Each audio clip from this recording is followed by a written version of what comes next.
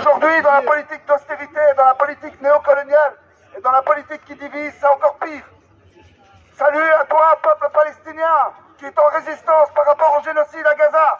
Salut aussi à toi, à tous les Congolais. Salut à toi, à tous les peuples de la terre. Salut à nos camarades iraniens qui sont là.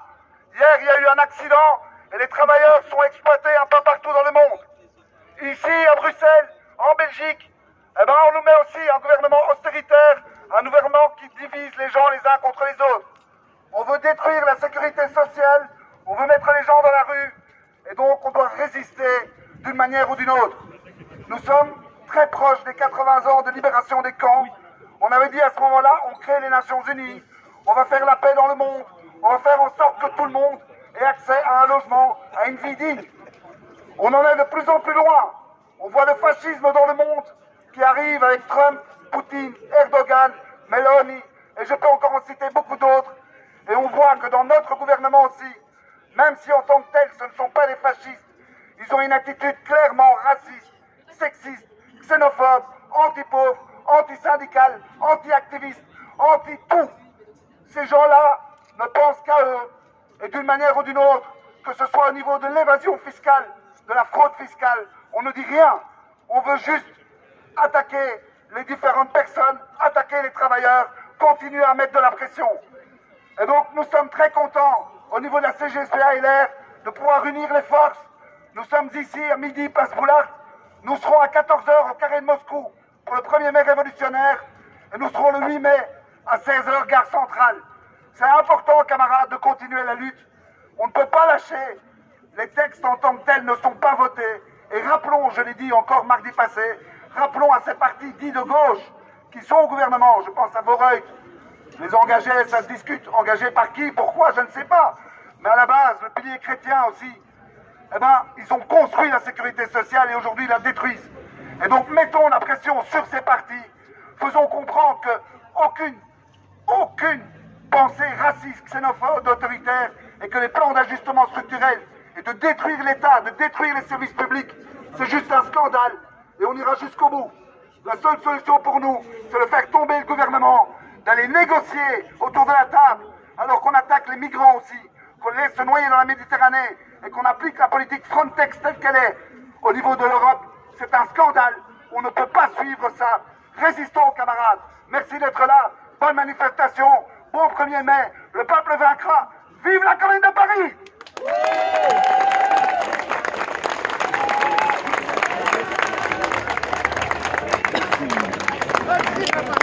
Bonjour camarades.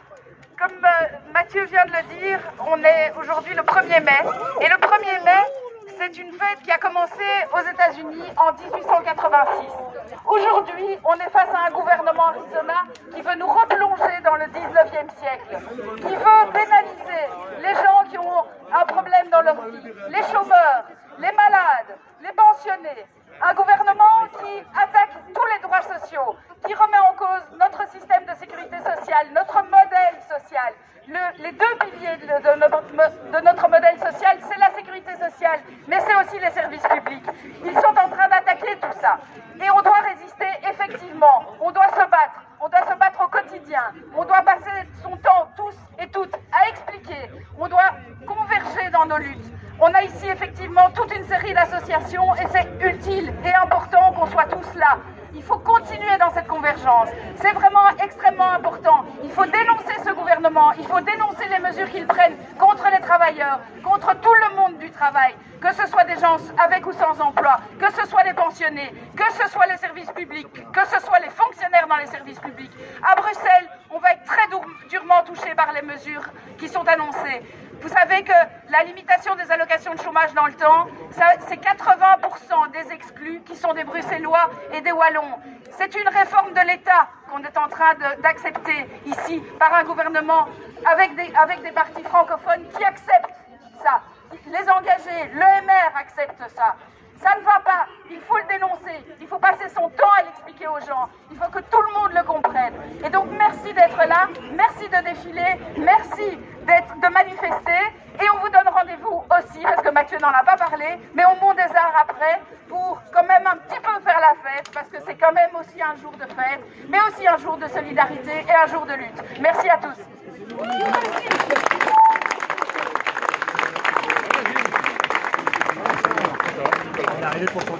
Bonjour camarades, je vous ramène les salutations de la part de la CSC Bruxelles et de la CNE.